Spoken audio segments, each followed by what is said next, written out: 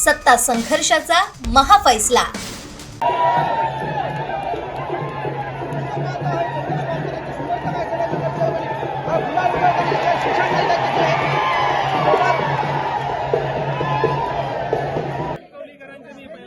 अभिनंदन करतो की ते अशा आमिषांना बळी पडले नाहीत आणि ते लोकशाहीच्या बाजूने राहिले, त्याबद्दल कणकवलीकरांचं मी अभिनंदन करतो आणि कनकवासियांचं पण अभिनंदन करतो।